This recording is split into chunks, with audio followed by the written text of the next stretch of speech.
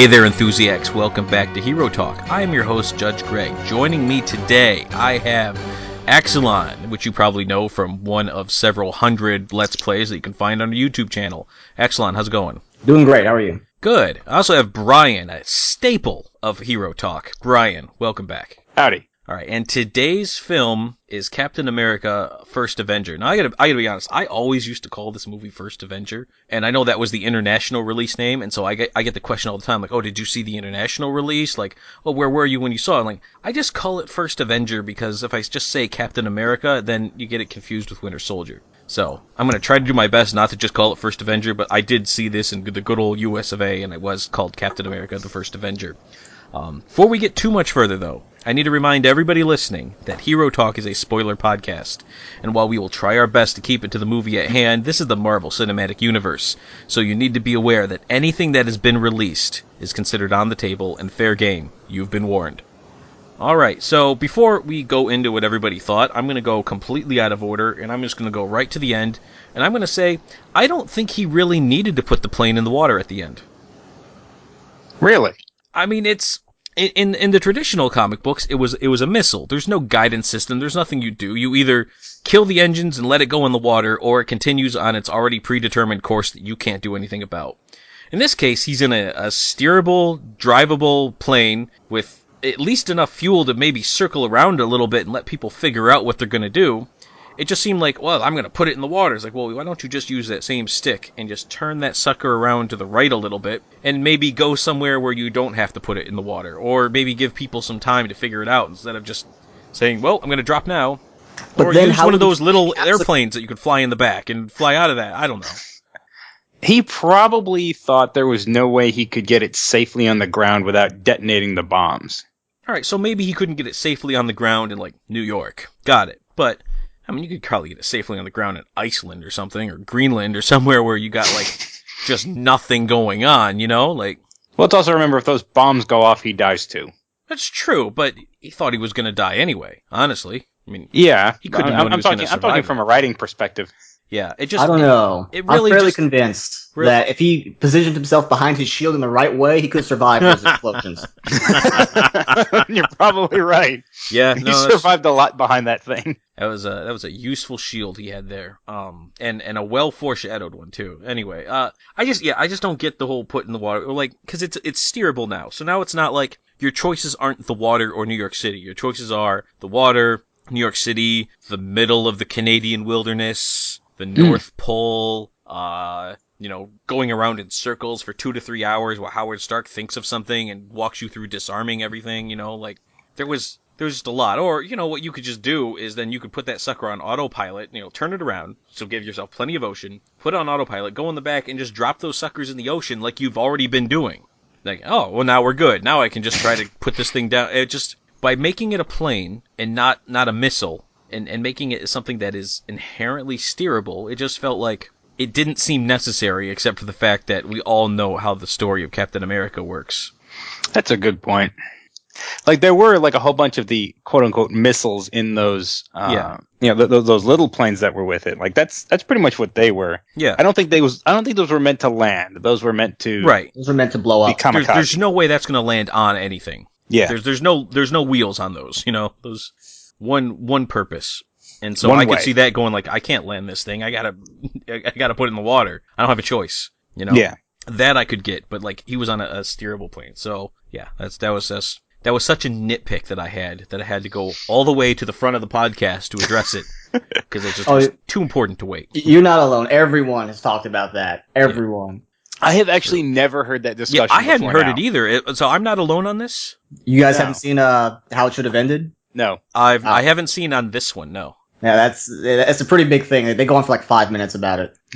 Well, I mean, listen, I try not to be like CinemaSins and how it should have ended. I'm going to give you guys a couple of shout-outs. Give me a shout-out, CinemaSins, and how it should have ended. I try not to be them. Like, I don't try not to step on their jokes, and I try not to sort of do their shtick. And this, I'm definitely doing how it should have ended shtick right now, where I'm looking at the end of the movie and saying, here's how it should have ended. And I get that. But, I mean, seriously, it's something that has been a glaring error in my eyes about the film, is that if you're on a flyable plane, your choices aren't everybody dies or the water. You have other choices out there, and it just. I agree. Yeah. I think what they should have done is I didn't damage the plane so badly that he had no choice but to go in the water. Like, it was going down in the water right there, because half the plane just blew up. Yeah, I mean, you make it so it's like, hey, you either lean on the stick and it goes down, or you ride out the current course and you're over the eastern seaboard, you know? Yeah. It would have been more believable if the Tesseract fried the engines and he had no choice, and he didn't have any say in the matter. Like Yeah, that's maybe, what I was saying, yeah. like maybe somehow the radio survived and he was able to get a few last words with Peggy, but that's really about all I could buy out of that. Yeah. Well, anyway, so Captain America: First Avenger. I was actually a big fan of this movie. I liked it as a period piece. I wish it wasn't sandwiched between two modern day versions of it. I thought maybe let it stand alone and not let it be an Avengers tie-in. But I like this movie. Axalon, what did you think? I agree. I've seen kind of like a mixed reception for this movie, but I honestly think it's one of the better films Marvel has made thus far. So there's that. Yeah, I don't know. Brian, how about you? Yeah, I really liked it too. Like, I didn't really walk out of it going, that was a great movie. I walked out of it going, that was a really good movie. Yeah. You know, Yeah. it was a very good Captain America movie, and I thought it made a very good World War II movie. Like the amount of detail they went into for the scenery around that whole conflict, like that. Like, Yeah. if you didn't know that Captain America was fictional, you could have thought this was like a Saving Private Ryan type thing. Yeah, I really like how they made, and there was a lot of press about this movie coming out, and I hated almost all of it. And the one thing that kind of kept me on board was that the director was going to be Joe Johnston. Yes. And he did The Rocketeer. Oh yeah. Yep. So that was always in my head. It's thinking like, this guy can do a period piece action movie and make it good. Yeah. I like The Rocketeer. I'm a big fan of The Rocketeer. I think that's a phenomenal movie. And so that kind of kept me on board. But I kept hearing these crazy things about like, oh, well, Captain America's costume is really his USO costume that he wears when he entertains the troops. And like, you hear these things and you're like, that's the dumbest thing I've ever heard. What are they doing? And then you see it in practice, and they really kind of made it work with the era where you're like, I could totally see them doing it. They were doing all kinds of stuff like this during World War II. Yeah. Yeah. Yeah, and and I like the World War II setting. It's a very interesting time, and it's one of those ones where history almost unambiguously remembers America as being the good guys in. Mm-hmm. So I mean that's if you want to set Captain America, you put him in World War II, and try to avoid any of those other wars that we're not going to talk about on Hero Talk because we don't need to get that emails. But yeah, you know, like, I think one of the most common criticisms I hear about this movie is it was just so boring. Like, I've heard of people like falling asleep during their first run through. Wow, really? Yeah. And, you know, watching it, I can kind of get that. It's got a very slow build up to it, and not in a good way. Mm-hmm. Like, there's a lot of talking going on for a while, but I mean, that's the thing about, like, it's a war movie, you know? Usually there's a lot more strategizing going on before the conflict rather than just, okay, we're going to fight. In a way, I agree, Brian. But in a way, I agree because it kind of reflects the character of Captain America. Mm-hmm. Like, Thor is all like, hammer smashing, and Hulk, is punching everything. Iron Man shooting everything. Captain America, even though he's Captain America, like, he's he's a reserved person, Mm-hmm. It made sense in the context of that. Like, he's no Tony Stark. Well, he's a like soldier, and he so that means like he plans stuff before he does it. Yeah. Exactly. And I gotta say, and I really appreciate that they did this, is I like the interpretations of Captain America where the captain is an actual legitimate army rank that he has. Yes. He's not some like private who then like puts on a Captain America suit and says captain. Yeah, like comics. He's actually like, you have the rank of captain. Well, I think that became like an honorary thing because, I don't think he went. They obviously didn't talk about it, but like it was probably one of those things that just they slapped the name on it so that it sounded good, and it was like, okay, if we're calling you Captain America, you're officially in the army. Let's just make you a captain. Yeah, I got the impression that the senator there just kind of spot promoted him. Oh yeah. It's just to be like, hey, we're gonna call you Captain America, and we're gonna make you a captain, and And I like that it stuck. And it plus, I mean, the thing is Captain America, it works as like a thing to like try to get kids on board and like try to get people excited because I mean, the actual Captain America, like the comic book was written in that era for that reason. So yeah, it worked. Plus, Private America just doesn't sound right. No, Private America sounds like a completely different movie. Sergeant America doesn't even work that well either. No. All right, so let's talk about the cast. Chris Evans. Now, he's in the secret club of people who played two different superheroes on the big screen. So he came from the Human Torch, which got a little nod when they were at the Fair of Tomorrow or whatever it was called. I forget, when they were showing the Golden Age Human Torch, and he kind of looks at it and he's like, "Whoa!" I'm like, "Yeah, I get it. I get who he played. No, you don't need to pound that in." I don't even know if that was intentional, but it felt intentional. Yeah, I honestly. I had misgivings about it when it was first announced because I was mainly because what I had seen him, of his work, like he had done the Human Torch and he had done a lot of other like kind of like silly roles, like I guess they'd be action roles, but like he was a little too wacky, a little too humorous. Maybe not. I mean, he is pretty word, humorous. I think the things I remembered him from the most was the Human Torch, and then from Not Another Teen Movie. Oh, yeah, I remember that one. Now, I was thinking, let's see, had The Losers come out by then? Yeah. I think it had. Yeah, it had. Yeah. So, like, I was thinking Human Torch. I hadn't thought Not Another Teen Movie, but that's a good point. Mm-hmm. And The Losers. I'm like, really? You want this guy? Yeah, so anyway, we're talking about Chris Evans, by the way. I should probably mention that. I don't think we've said his name out loud yet, but Chris Evans played Captain America. Yeah. But, I mean, he played a young Captain America, but I guess... Yeah. Well, I think it really speaks to, like, the kind of range he actually had, like, that I hadn't seen before. Yeah. When we see him, it's like he is, lighthearted at times, but he's very serious when he needs to be. I'm like, okay, yeah, that works. Mm-hmm. Yeah, I thought... I like him as an actor. I wasn't sure if he could actually pull I'm the, all-American, you know what I mean? Like, I hold the American values, and I think he did it really well. I'm a fan of the guy. Plus, and I really appreciated this, that even though he was from New York, they decided to go ahead and make him a Dodgers fan and not a Yankees fan. And I know Chris Evans will appreciate that because he's a Boston native. There's no chance he's a Yankees fan. Yeah, I mean, he says he's from Brooklyn. He doesn't really say he's from New York. And I guess Brooklyn's considered part of New York. It's not Manhattan. Yeah, it's part of New York. However, he came from the era when the Dodgers were in Brooklyn. So yeah. Makes sense. Yeah, so it would make sense. I thought I did a great job. Now we got to talk before we can even move off the cast. I think we have to talk about skinny Chris Evans.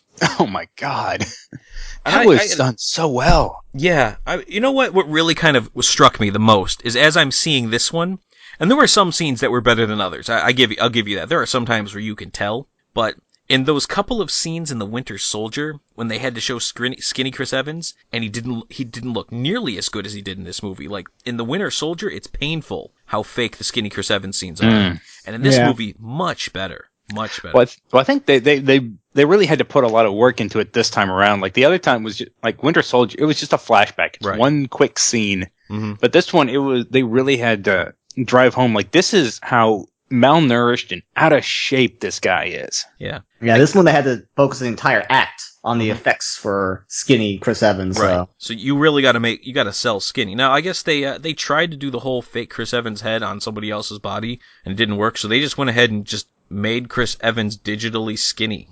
I don't know how they made him digitally shorter. That one's beyond me. I don't know all the movie magic and I haven't seen a making of, but yeah, it's Chris Evans in the scene, and then they just made him skinny and small. That's crazy. Yeah, but I saw some of the test footage, like when they tried to do like another person's body and his head, and it looked horrible. I mean, it's absolutely awful. It just doesn't work. And anytime you've ever seen that in any other movies and it looks terrible, I mean, there's a Marlon Wayans movie I think called Big Daddy, and no, that was Big Daddy wasn't the name of it, but yeah, it's the same deal. What is that? How they did the Hobbits in the Lord of the Rings movies? No, or did they digitally shrink them? The Hobbits, I think they used a lot of forced perspective. Ah, okay. Because if you notice in the scene where Frodo and Boromir are wrestling, it's actually like two full-size people, but you don't notice that because it's a quick shot. Yeah. Yeah. That's interesting. Yeah, so I think it was a really good effect in this movie, but it really did make me think about how bad the effect was in Winter Soldier. And there were a couple of scenes where I'm looking like, nah, I'm not buying that. But I mean, it's some 4 years later, and a lot of those effects still hold up, and it speaks to how well they work because digital effects age themselves the second they hit the screen, and so good on them here. Now, one rumor I'd heard when the movie was still in the works was like I don't think they hadn't even cast Chris Evans yet, but there was a rumor going around that the out of shape Steve Rogers was going to be Seth Rogen. Oh, really? I'd never heard that. Oh, I'm glad they didn't do that. Oh, well, yeah. I mean, me too. And if you think about it, like that would have been the absolute wrong way to go anyway. Right. Yeah. I mean, you gotta make him skinny, even though I think it was just like a funny joke someone started and it turned into a rumor. Yeah. The thing is, he's so skinny, and you think to yourself, like, I mean, I get it, you're small and you're skinny, but like, you can still put on muscle. Like, you would still get stronger running and doing push-ups and stuff. But not if you got asthma. I mean, I guess if he was he asthmatic? Did I miss that? Problems. Yeah. They mentioned he was asthmatic. All right, so we got to move on from Steve Rogers because we can't spend the whole year talking about him. So we have Haley Atwell as Peggy Carter. She's a character I really liked her in the movie. And I was kind of glad when I heard she was getting her own series because it seemed like, you know what, they could probably do some pretty cool stuff with that. And then they made the horrendous mistake of showing her still alive in Captain America: Winter Soldier. So from now on, for the rest of Agent Carter's TV series, she's never in any real peril. Yeah. Yeah. And even if she dies, she can always just come back to life. They did it with Coulson, so. Yeah. So that's it's a problem with having the show like that. They should have done it in Winter Soldier, is had him like ask about Peggy Carter and be like, she died in the line of duty while serving S.H.I.E.L.D. And now all of a sudden you're watching Peggy Carter going like, that's going to happen soon, right? They got to show it. Then you're watching and you're kind of wondering what's going to happen. Now, granted, the show is called Agent Carter, so no, I'm not in any worry that Agent Carter is going to be killed off in her own show. Especially from Marvel. Yeah, alright, so it's not like I'm really truly on the edge of my seat when I watch the show, going like, oh, is Peggy gonna die? But it's one of those where she lives to have the full, long life, and you kind of already say what her accomplishments are, and so... And it's one less thing that draws me to the show, which is sad, because it's probably a show I would like to see succeed. And, well, and it's I really hope it finds a its second stride. season. Has it been? Yep. Oh, good. I think I wish it would find its stride. I mean, it's just I don't watch it, unfortunately, because I just don't have that much time on my hands. But I felt like it kind of did. I don't know about what like my definition of hitting its stride would be, but I felt like it found its own identity. Yeah, like it had a lot of interesting moments. Like it wasn't just the woman trying to succeed in a man's world thing. Right. I don't really want to see that because I have the Mary Tyler Moore Show for that. What I want to see Peggy Carter do is I want to see her be that same character from Captain America who was basically I'm the best around. Well, there's a Karate Kid reference in there that I'm not going to go into. I was so thinking of that. I almost said it. Yeah, but she was basically, she was the best among all of the other people in the movie. I mean, yeah, Captain America's movie, but she was an extremely talented agent. And it's like, well, I kind of want to see her just do her thing. Well, and that's kind of what happened. Like what the way Agent Carter worked was like all the men came back from the war, so they got put back in charge, and all of them, to them. She was just a woman. But she is better than all of them. And she has to kind of sneak around behind all of them to prove it. I think it helps that she took the role, seriously. Yeah. Mm-hmm. She didn't phone it in. Not like what's her face? Natalie Portman. Right. Natalie Portman was kind of wooden. And I really liked Haley Atwell. And it's just, even though for the movie, if we're being perfectly honest, the female part was a little underwritten. Which, after Parks and Recreation, is now my favorite criticism of an action movie, is the female part is underwritten. That was from the episode with Patton Oswalt. But the female part was a little underwritten. But at least the part that we got was Haley Atwell, who did a bang-up job with this. And I kind of have to wonder, like, she was definitely written to be a very strong character. I like that. But, like, anytime you see her, like, she's out in a war zone and she's still, in her surprisingly clean and pressed dress uniform. Yeah. It is a movie after all. This is the same movie where Captain Rogers said, I want to wear this Captain America uniform, and everyone is just okay with it. So. And then she like just walks into like into the officers club with in a red dress. Just because. Just because. Well, in her defense, if you have that red dress, I mean, when else are you going to get a chance to wear it? You're in the middle of a war zone. I'm telling you, dancing. Yeah. Like, why does she have it though? Why does she Dancing. have it? Yeah, to go dancing. They can't be spending all their time in the war. They're in Italy, after all. There's got to be some parts of Italy that are still okay. That's true. You know, in Europe they did get some pretty good, some pretty good Liberty spots. Yep. All right. So I think we've said enough about Peggy Carter. Would have liked to have seen more of her. Hope her show does well. When it goes on Netflix, I'm probably going to watch it. And unfortunately, I didn't watch it in its live broadcast. So sorry about that, Haley Atwell. I wish you the best. All right. So now we got to talk about Bucky. Probably a good call not to make him a teenage sidekick. Yeah. I really liked the backstory they did with this one because what it was in the comics was he was just like some punk soldier who like couldn't stay out of the stockade and right, yeah, and then he got like inspired by Captain America or something along those lines. Well, yeah, well, it was like Cap was looking for like a sidekick to bring along with him, and it was like, hey, I'm going to reform this kid. I really liked that they were old friends. Yeah, I thought that it works. So it much works better. I like Sebastian Stan, and it's a good thing I do because I'm pretty sure he signed some ridiculous movie contract with this movie. Like he signed on for I think 9 movies or 7 movies total. Like it definitely like when I heard that I'm like, oh, okay, I'm clearly gonna see Winter Soldier at some point in this. And obviously I've seen him already, and I think he already has enough movies under his belt that I'm probably gonna see him take over as Captain America at some point. Probably.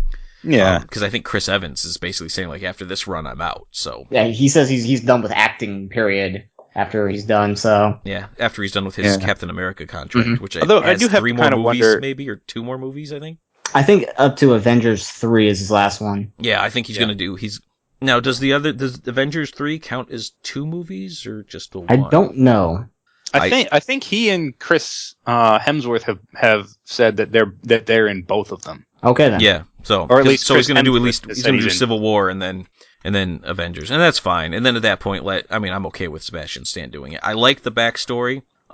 There was the scene where Bucky dies, quote unquote. It really made me think of it like the end scene too. It's like every scene where you have to hit like the major wickets of the Captain America story seemed so forced. Because the scene where Bucky dies, it was kind of like it happened. And yeah. I mean, first of all, I know the lore, so unfortunately, when there's a Bucky, I know what's going to happen. You know, yeah. It's like Uncle Ben. Like you know what's going to happen. Yeah, this guy's not going to make it, and I know that. But the scene where it happened, where he just kind of got popped out the back and then he fell, and it seemed like I would have liked maybe a little bit more caring attention be put on that scene to make it seem a little bit more heroic and with a little bit more emphasis than it was. Like granted, it's also a war scene where people don't always get to have their soliloquy at the end. They sometimes just get taken. But I think that was the goal. Like they were trying to make it seem like this. This is war. Like this thing exploded and he flew out the train. Over a mountain pass or something. Yeah. They tried to frame it as like it just happens. Like this is one of those events that in war, and Captain America, for all his strength, couldn't stop it. Yeah. I get it. It felt a little bit rushed. However, it did. Yeah, I think it would have been better served like as cliche as it would have been. Like I think it would have been better served with like both of them reaching. The train hits a bump or something and he slips. Yeah. Or at least maybe make it a little bit more obvious that he died while protecting Captain America. Like, oh yeah, he just picks up the shield and kind of picks up the shield out. and gets shot. And like, I would have kind of rather he picked up the shield and like kind of jumps in the way of the shot and then gets thrown out, maybe just to make it. Yeah, a little more emphasis. Maybe he's trying to give the shield to Steve Rogers or something, and he gets hit by shrapnel or something. Yeah, I kind of thought that was a little. Anyway. It did feel a bit rushed. Yeah, it did. Absolutely. Yeah. All right. So we're all in agreement on that. All right. So Tommy Lee Jones playing Colonel Chester, same character he plays in all his movies. Oh my god, I loved it. So Tommy Lee Jones as himself. Yeah, Tommy Lee Jones as himself, and I have no complaints. Nope. No. None whatsoever. He was perfect. Nope. He knew what they basically. Don't even give him a script. Just kind of tell him the premise of the movie and just let him do his thing. That was probably just him, just talking. Yeah. The great thing about Tommy Lee Jones is he can give you gravitas and humor in the same line. Mm-hmm. I'm not kissing you. With a straight face. Let's go find 2 more. Yeah. I'm a big fan of Tommy Lee Jones, and so it was, even though the character didn't have a whole lot to do, he played it. I mean, you can easily get a throwaway person for this role just to kind of do the general thing. Yeah. You have Tommy Lee Jones, and he does it well, and he does it, a good job at it, and I very much liked him in it. I'm a little sad we don't get to see Tommy Lee Jones after this, but I mean that's just kind of the nature of it. But yeah. No, maybe they can get him to make a few guest appearances on Agent Carter. Yeah, it would make sense. I mean, other than the fact that Tommy Lee Jones is such a giant star that you can't afford to get him to make a guest appearance on Agent Carter. All right, moving on. We Hugo Weaving. Oh yes, I actually quite liked him in this movie. I mean, I think he was perfect. I don't believe he's on contract to appear anymore, and I don't think he actually wanted to be in this movie, and I think he didn't like it and said he didn't want to do anything else, but I think he is under contract, but he really, really, really doesn't want to do another one. Yeah. And Marvel's just kind of like, okay.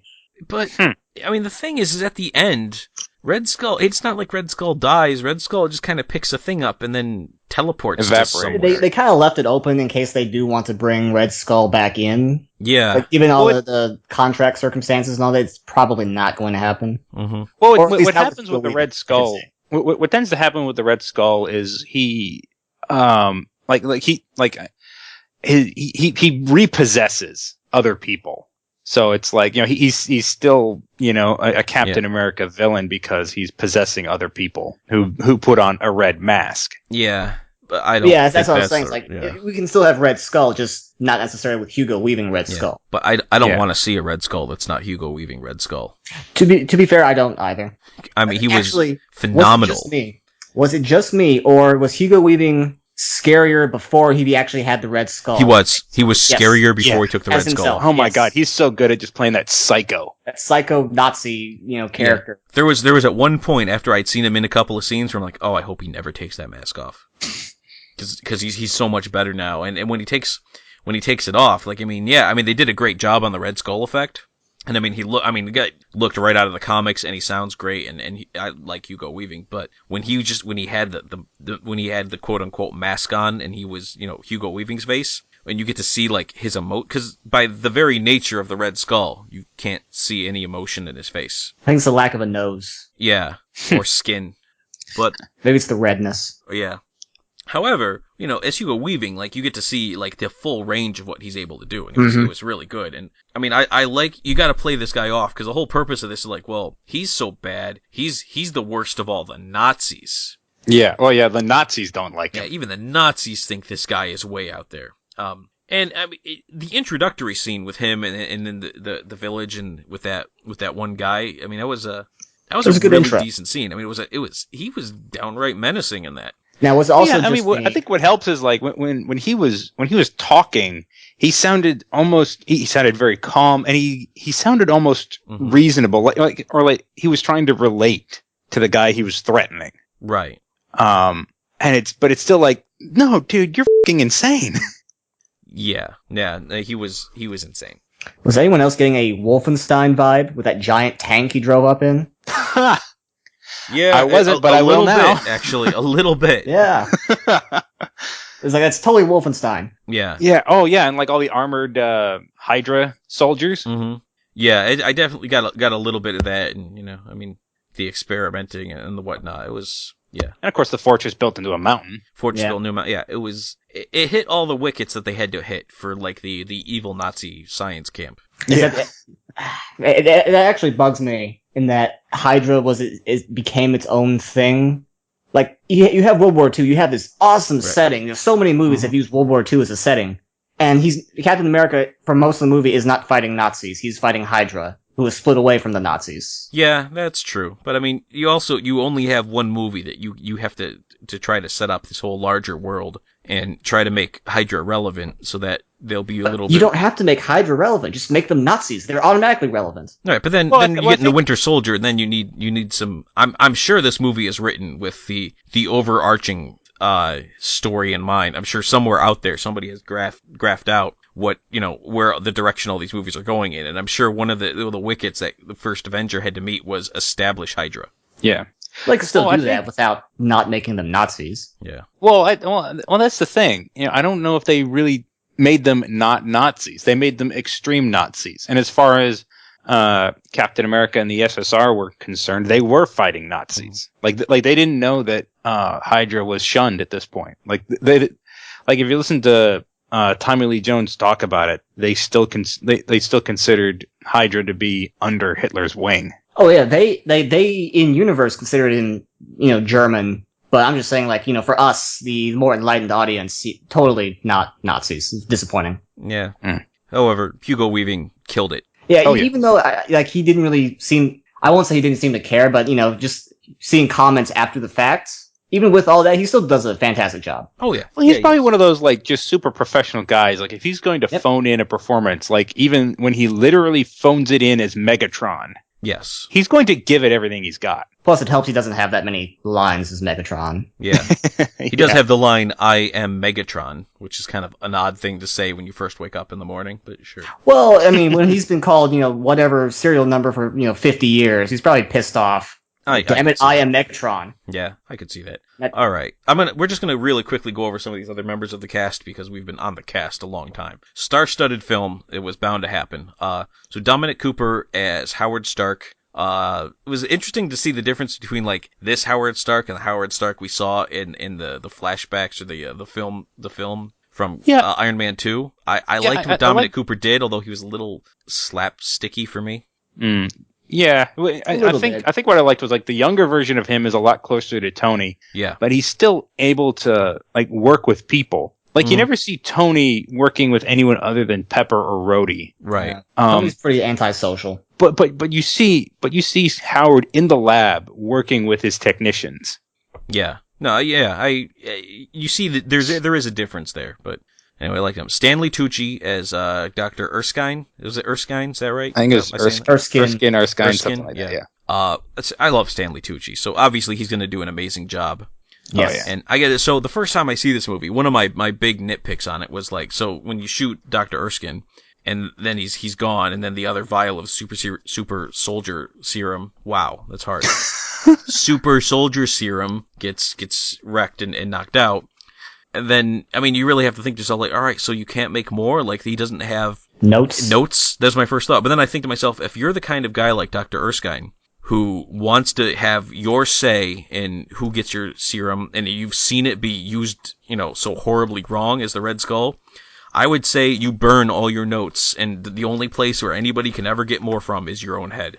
Yeah, that's probably true. Yeah. Or like maybe like he wrote down like the general stuff just so he wouldn't have to memorize it all, but he'd leave out like key things because they were able to kind of replicate it in the comics. Yeah. Well, plus in the Incredible Hulk they used it. Yeah, I mean in the Incredible Hulk, I was kind of under the impression that Emil Blonsky basically was a super soldier at that point. They literally gave what they were him the using. Captain America formula, or what they could piece together from it. Yeah, so he wasn't perfect, but he was pretty close to Captain America at that point. And that was actually kind of the excuse, like, the Captain America comics, like, ran into the 50s, too, where he started fighting communists. And it didn't work quite as well as when he was fighting Nazis. So they kind of shelved the, like Indiana Jones. Yeah. Yeah. Yeah, like Indiana Jones. Yeah, they shelved the comics for a while until Marvel picked it up. And the way they explained what happened in the 50s was they were like, oh, no, Cap got frozen in 1945. This guy and this Captain and this Bucky were lookalikes who were given the best we could do with the super soldier serum, and they went crazy. Yeah. I think maybe you have a better, in the comics when something weird like that happens, just don't try to make it work. Just come right out and say, yeah, we're just going to say that didn't happen. Is everyone cool with that? And then, we're cool? Okay, good. All right, so moving on down the list. I think in a lot of ways, comics, they might try to do that until they actually start referencing it, and then they get called out. Yeah. So, Arnim Zola. Toby Jones played Arnim Zola. Nice little throwback that like the first time we see him, his face is in a screen. Yeah, I thought that was cool. There was this briefest moment where I'm like, there's no way, and then they show the actual. I'm like, oh okay, all right, I guess I saw that coming. But, although we got the payoff from that in Winter Soldier, so it came full circle. Yeah, well, it wasn't quite the same, but I think it worked. Yeah. No, not whole. Let's say Neil McDonough came back as Dum Dum Dugan. I say came back because I'm saying came back to hero talk, basically, because he's we've mentioned him more than once, makes a much better Dum Dum Dugan than he did M. Bison.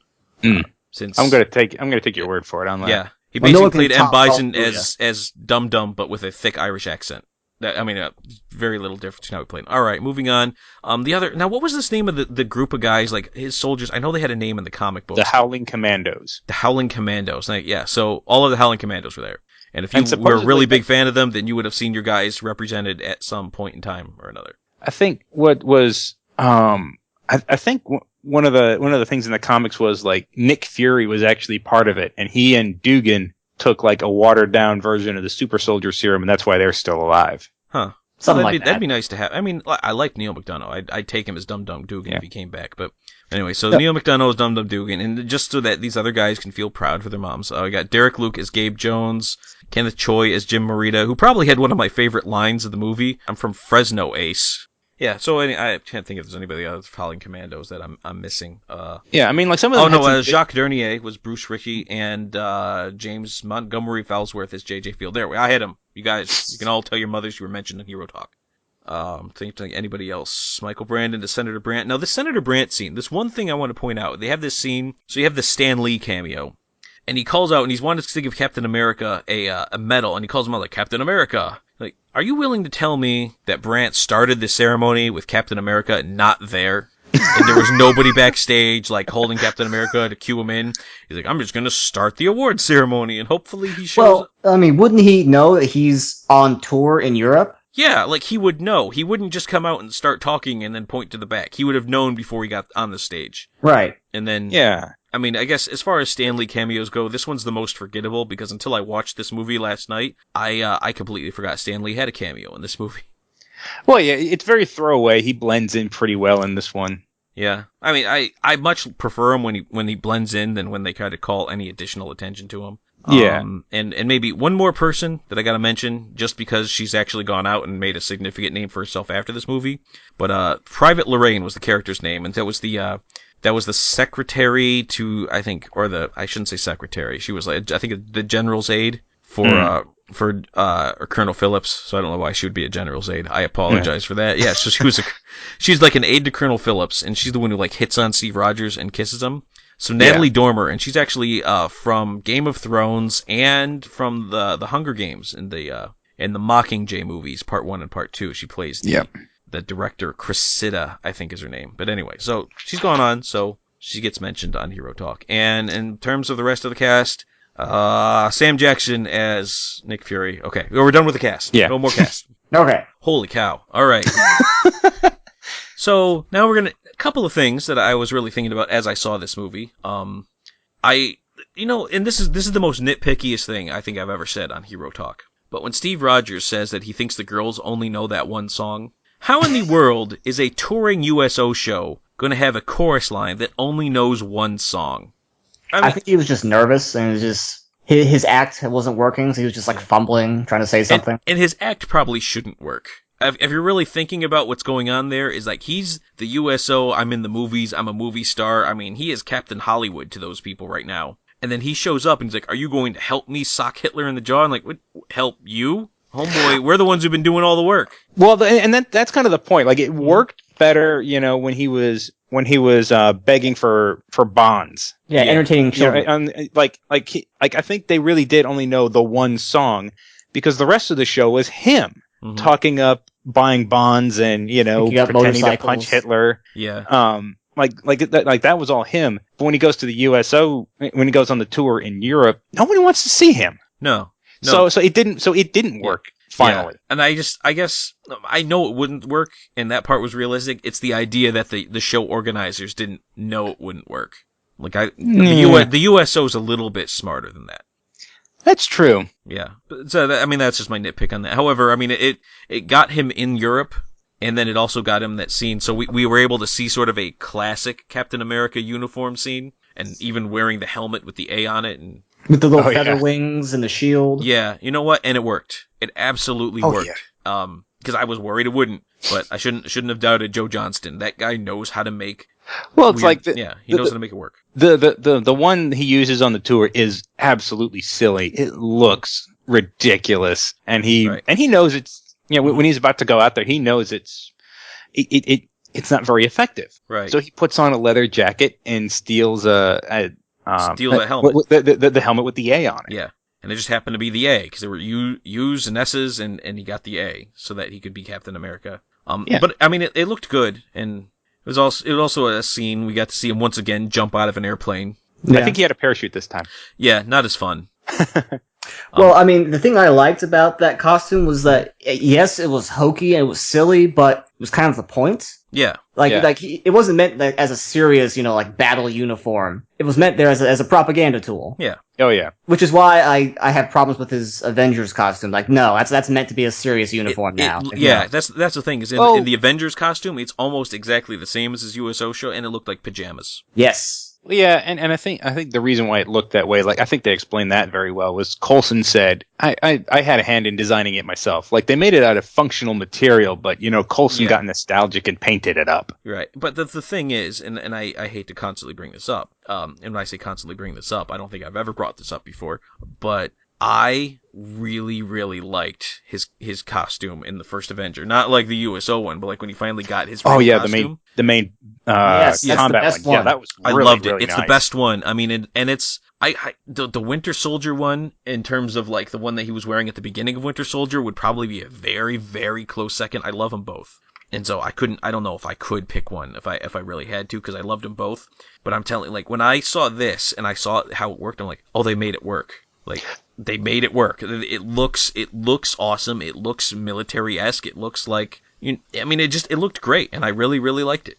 I really liked. I don't know if you've seen Age of Ultron yet. I really liked the costume they used for that. Like it looked a lot more functional than the one in the first Avengers movie did. Yes, it did. Yes. Yeah, I actually have not seen Age of Ultron yet, and I know I am way behind the curve on this now. You guys listening, you don't know when we record, but Age of Ultron's been out for over a month. I apologize. I was supposed to see it last weekend, and stuff got in the way. I'm trying. I was actually going to go see it tonight, except we were recording. So that's what I do for you Hero Talk listeners out there. Go watch it tomorrow. Yeah, I'm probably going to watch it tomorrow. I need to see this movie. It's like I'm at the point where I'm in a good position though, because I no longer have to worry about sold out shows. Yeah, I can just roll into the theater and I basically have my choice of the place. Oh yeah. So I went to Mad Max and that theater was almost empty. Yeah, I hear that's good too. It is. I've heard great. But things anyway, about it. Anyway, yeah, that is not what Hero Talk is about today. Nope. But yeah, and one of the things that I point out in Winter Soldier, he allegedly went back to this uniform, but it was different. And I was It was different. I noticed that. Yeah. Mm-hmm. And I like this one better. Hmm. I do. Now, I like that he went back to like a World War II-esque one in Winter Soldier because, quite frankly, this is an awesome costume. And this is huge, I like he was shooting guns. Yes, I was going to bring that up. I mean, Yes. you have to, right? Like, I mean, you gotta, if you're a soldier, I can't believe he's using a shield exclusively. Yeah, I mean, it made more sense, but like in the comics, like he's actually, I don't know if he's really against using guns, but he's like, that was more Bucky's thing. Yeah, I mean, but he has used them in the comic books, like in the 1940s. But I want to say, like with the whole comics code thing, he probably got right on board with all of the DC superheroes and just had a no killing policy. Well, Yeah. plus now that he's fighting criminals, not soldier in a war anymore, it's probably easier for him to make that distinction. Right. I mean, now he's got to worry about due process. Right. He's not Yeah. Judge Dredd. He follows the law. He is not the law. He is not the law. He follows the law. Very good. Very He good upholds distinction. the law. All right, so the shield scene, and when I mean the shield scene, the scene where he picks out his shield, it's probably one of my least favorite cliches that I see in movies all the time, is when like you're showing somebody this whole assortment of things that you want them to pick from, but you have like the super secret prototype that's also out, but no, we can't use that because of something. Like, all right, homeboy, if you didn't want him to pick the super secret vibranium shield, why did you have it out with the table of all your shields? Like, even if it was under the table, like, why don't you put that in the back or in a case somewhere? Like, what do you think he was going to do? I was thinking about this. I think because all the shields he actually had that he wanted him to pick one from, they all had like gadgets on them. I don't know what they were, but you could tell that they were like gizmos and stuff all over them. And I think he was trying to do something with the vibranium shield. He just couldn't figure out what he wanted to do with it. That's why he just kind of had it stashed like under a table or something. And he was gotten around to it, but he just never did. The one that like the one that the camera actually panned to, it looked like it had a gun built into it. Yeah, that looked kind of... He mentioned, like, there was one he mentioned it had like an electric current through it, so it probably meant to, like, shock people as he bashed them with it. I thought I would much rather have the one that reference blocks to, everything. Well, I think that one was good because it was nice and light for throwing. Yeah. I thought, like, the one he mentioned one was like an electric thing or something. Yeah. I thought they were about to make a reference to, like, when he first joined the Avengers, his shield had like a magnet or something, so it would like return to him. Oh yeah, no, I remember that. I thought they were trying to go with that. Then he just forgets it and moves on. Yeah. I don't know if that was it. Like, I think that was meant to be like an extra weapon, like, so he could, like, shock people as he hit them with it. Yeah. It felt a little forced in that scene where he's like, "No, you can't pick that one. That's a super rare, blocks everything, is perfect for you shield that you can't have." You know. I don't even know if he knew, like, that was like that was going to happen. Like it was going to be that effective. Yeah. Like, he knew it was light. He knew it was vibration free. Yeah. Or whatever. I don't think he knew magic, it was gonna stop bullets that well. Like they didn't even ricochet; they just fell. Yeah. Fortunately, Peggy Carter actually was able to test that for him. Well, now, what if that didn't work? Like, honestly, like what if it turns out the shield doesn't work? And it's like, oh well, I just killed Captain America. Yeah. My bad. That's life in prison for me. Yeah. That was my other thought. I was like, well, if it's an experiment and she goes to shoot, now I get she's supposed to be mad at him, but seriously though, like, you could have just killed Captain America. I'm a great scene, but like practically thinking like that would not have been your best move. Yeah, no, that would have. I'm pretty sure someone's going to notice that. Although I do have to question the whole no ricochet thing when in Winter Soldier he clearly uses that. Uses ricochets to his advantage. Oh, that's right, he does. That's weird. Well, it's like the time when speed of bullet when he throws his shield around, and sometimes it bounces off of walls, and sometimes it sticks in them.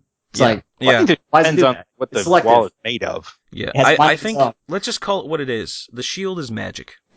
Oh yeah, it really is magic. Yeah, it's a magic shield. It's Captain America's magic shield, absolutely. Yeah. So all those who oppose this mighty shield must yield. Oh, I was really hoping we could get through this whole podcast without that song coming up. What? What is that from? You don't know that? No, that was from like his really, really old cartoon show, wasn't it? Oh wow. Was it the cartoon? I don't know. I mean, I don't think it was from any. I've seen a lot of Captain America stuff, and I don't think it was like from the. Do you guys ever see those movies from the 70s? I've seen. I know there was like one in like the early 90s where he like gets strapped to a rocket and he's got there was one from the early 90s, and that one was pretty bad. But there was a couple from the 70s where he was like he had a motorcycle and like his shield was this like clear plastic. I mean, it was pretty bad, and it looks bad. He wears a big old bike helmet on, and that's where like his wings are, and it was not good. I don't think. Like, really, before 1989 Batman, or no, I take that back. Before the first Superman movie, no superhero movies were good. Hey, Adam West. Hey, yeah, exactly. You take that back. Movie. Adam West. Oh, he did have it. That's right. Bringing it. I still haven't seen that movie. I did love the show as a kid, though. Yeah, I love that movie. I got it on Blu-ray. That's a hero talk just waiting to happen. I love that movie. I will go on record right here. Greatest Batman movie ever. No, I'm gonna concur. I'm gonna say. I mean, okay, you gotta remember what it is though. Like, don't think it's like, oh, it's so, it was so enthralling. But at the same time, it's like that movie is basically exactly what Batman in the comics was then. Yeah, total silver. I think when I watch this, I'm gonna go back to 8-year-old me sitting watching whatever was on prime time from the Hong Kong based channel while I was in Japan. Mm-hmm. Yeah, you gotta watch this movie. If you haven't seen it, you gotta watch it. It's right. It is something else. All right. I was thinking, if there's any other real. Now, the whole plan when they're like, they finally figure out where Johann Schmidt's main base is, and they're going in, and the idea is, well, why can't we just knock on the front door? Now, the plan that Steve Rogers has, were like, it seemed like he wanted to get caught, but at the same time, like, all right, so let's say the guys with the flamethrowers don't just make the flame wall around you and then point guns at you, or let's say that does happen. Well, what is your plan, Captain America? If the next step they go is like, all right, so let's just shoot him. Like, how do you know Johann wants to talk to you? Maybe he doesn't. Maybe he's so pissed off you destroyed every single base in Germany. Yeah. He just wants to kill you. So that, I mean, it was a little... Well, I think he might have been thinking, well, at the very least, it gives... Like, I can keep fighting to the point where everyone else can get into position and, and surprise him. Yeah. It was a little forced for me. Now, granted, I've seen some pretty ridiculous stuff in this movie already by that point. For example, when Johann Schmidt decided he was going to take the weird helicopter thing to get out, but then he leaves Dr. Zola to drive his car. Not a scratch. Could Zola even reach the pedals? Yeah, I'm like, wait. So why are you going to trust him with your? If you could just drive out of there and be okay, why not just drive out of there with your pretty cool car, which was a pretty sweet car. German engineering is something else, I'll tell you. Yeah, it had like that super boost to it. Mm-hmm. Yeah. That thing caught up with a plane. It did. That was actually a pretty good scene. I gotta say, it was basically the Nazi Batmobile. I mean, it was the Nazi Batmobile, but it was cool. And he got up with the plane, which I mean, I like the plane scene as much as I critique like the whole going into the ocean. I liked the scene. I mean, I thought the fight between Red Skull and Captain America kind of ended a little prematurely because all Captain really did was just knock the Tesseract out of its tray, and then Johann Schmidt did all the rest. He just picked it up and died / teleported away. Yeah, I think the shield actually like broke the containment unit it was in. Yeah. So like it probably wasn't going to work anymore. Right. It didn't feel like he did that on purpose. It kind of felt like that was a very happy accident that just happened. Yeah. Yeah, maybe. Speaking of the Tesseract. Yeah. I gotta give all props to Red Skull. Mm-hmm. He did more with one Infinity Stone than every other villain with an Infinity Stone, except for maybe Malekith.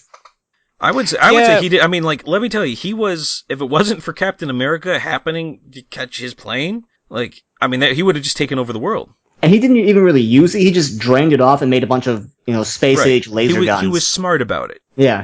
He did. If you were going to be an evil mastermind, that's how you do it. Well, I mean, if I think about it, like, really, if you think about it, Malekith didn't do much with it either. He didn't, and that's the thing. Like, everyone else who's had an Infinity Stone has not had the opportunity to do anything else. Like, Loki didn't get the opportunity to do much with it. Like, he was just able to hypnotize a few people. Yeah. The test. Well, I meant with other Infinity Stones. Right. Like he was able to control a few minds. Like otherwise, it was like Tesseract energy coming out of his scepter. Mm-hmm. Ronan the Accuser didn't. He put it in his hammer. Well, like he was about to smash his hammer on the planet, but didn't have a chance. Yeah, he was too busy dancing. Yeah, it was the dance off is what happened. But anyway, we've already covered that ground. Plus, it's clearly a reference to the Cosmic Cube for anyone who knows the comics. Oh yeah, yeah. Oh yeah, it's clearly a Cosmic Cube, but they gave it an interesting name. Yeah, a fun name to the Cosmic Cube. I recognized it, but I guess props to him. I like the end scene. Now, before we go into the usual hero talk stuff at the end here, the scenes were like it's sandwiched on either end of the actual movie, the present day scenes. The first one, the problem with it is that if you're not familiar with Captain America lore, it just basically told you what happens. The first scene where they find the frozen chip and they kind of dig it out. And he's It basically like right there is like, oh, so in case you didn't know, yeah, this is what the end of the movie is going to have happen. Well, plus they did it in the Incredible Hulk too, where they teased him. So yeah, but then that got cut. Did it get cut? That got cut. That was a hidden scene in the theater. Yeah, it was a hidden scene. Huh. Well, you talking about the thing in the Arctic? Yeah. Oh, I need to go watch that deleted scene again. Yeah, it was a deleted scene. Now, you got it, man, I got to tell you, you got to use that slow motion thing on your Blu-ray player. But you can definitely see Captain America, which it can't possibly be canon right now, because the problem with that is that he's not in the ship when it happens. He's just the dude, Captain America. And we've now established that he was in the ship when he was frozen. And I was thinking this. Now, I imagine it's probably S.H.I.E.L.D. is more careful than this, but when they're using that laser to cut a hole in the ship and, like, dig down, I was thinking, like, well, what if Captain America was right underneath that? And you show up and, like, oh, shoot, we just cut a big old hole in Captain America. No, it's a shield. Totally protected him. Yeah, that was just my thought. And it was a little weird that, like, not the whole thing was frozen in ice, like, just the very forward part where Captain America was. I guess that makes sense. It was a little convenient they were able to just walk around in there. Although I guess they never actually showed Captain America's shield. They never showed Cap frozen. Yeah, that's true. So so like there was a big hole in the front of the plane. He could have been thrown. That's true. Although when you see him in the Incredible Hulk deleted scene, he has his shield. Okay, yeah. That does kind of ruin it. It's with him, yeah. So that's left hand not talking to the right. Yep. So the first scene, that was my issue with. And the last scene, if you're going to try to make him think that it's still the 1940s, why would you pick a baseball game that was before he went missing? I know. Before That he was the became same Captain thing I was America, thinking. no less. Yeah. How did you not research what game you were picking? Because even if he hadn't been there, he still could have listened to it. Yeah. Plus, he's Captain America, so I imagine that the super soldier serum has also adjusted his memory, so he's able to clearly recall every single play of that game now.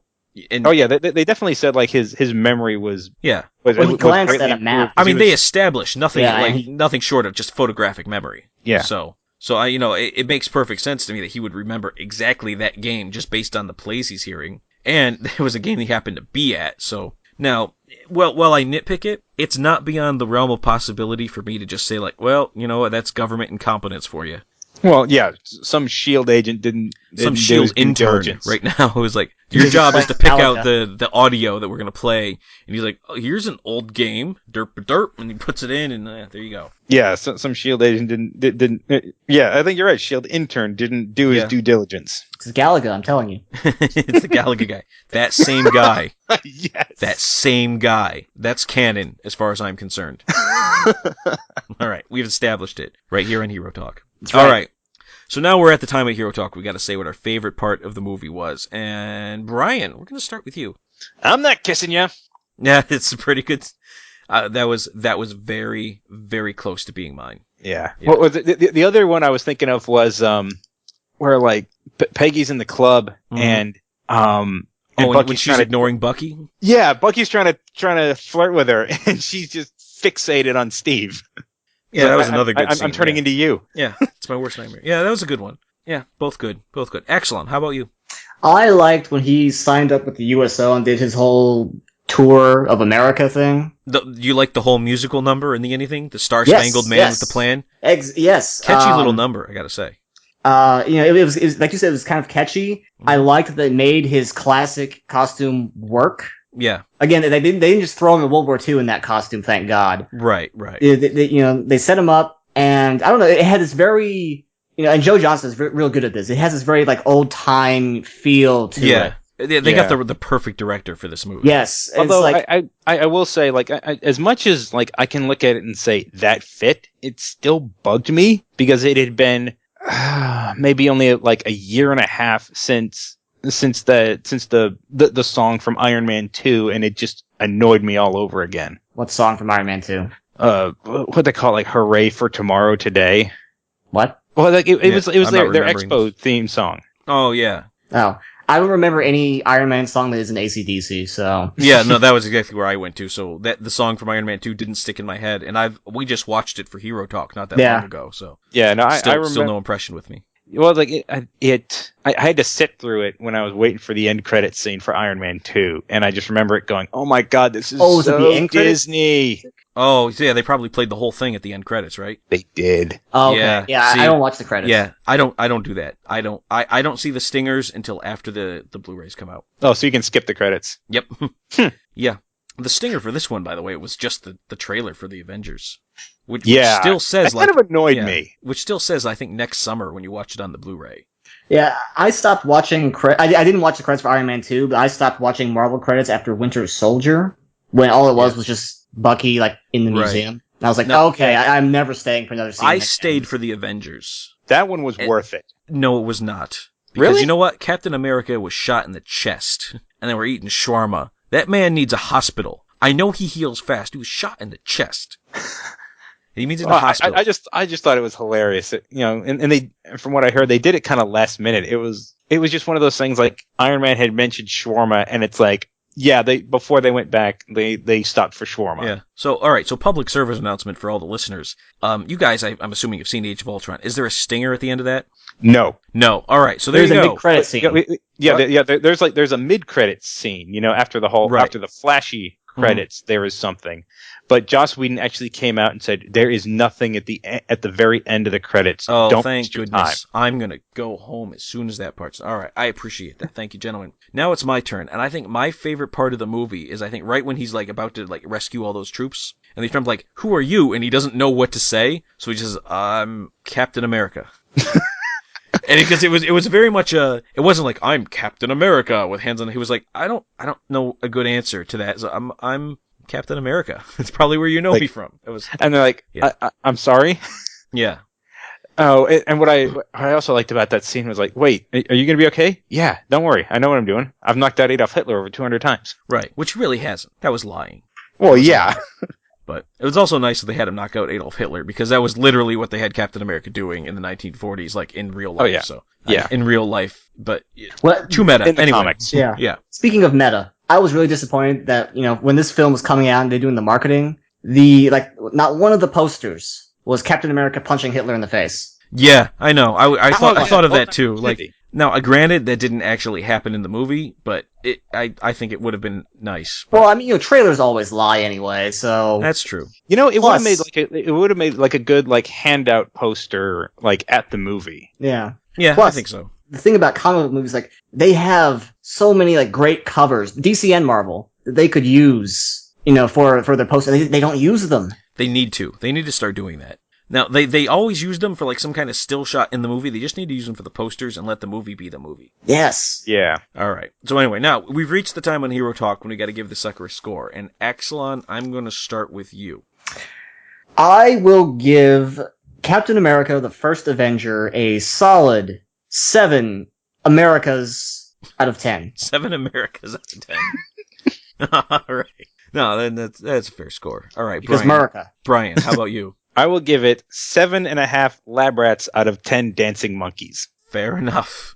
All right. Now, in my greater effort to make my scores less sensical, because, and I will continue to say this at the end of every Hero Talk, scores are stupid, and they're for people who don't actually want to hear the whole review. So, in trying to make it make less sense and be less helpful to my listener, if I were to put Captain America, the First Avenger, in the Super Soldier Machine and blast it with Vita Rays, I think it would make it up to 80% before you had to stop. So I hope that was a That's very pretty clever. Yeah, I hope that was very helpful for you listening at home. All right, so that's it for us. Brian, excellent. Hey, thanks for coming on Hero Talk. Thanks for having me. Always glad to be here. All right. Hey, if you have a movie that you want to hear us discuss, go ahead and send an email to herotalk@enthusiacs.com for more podcasts, let's plays, movies, reviews, articles. Visit enthusiacs.com. You can follow us on Twitter at Enthusiacs. Follow us on Facebook. We're Enthusiacs on Facebook. We are Enthusiacs on YouTube. And as always, we'll see you right back here for the next Hero Talk.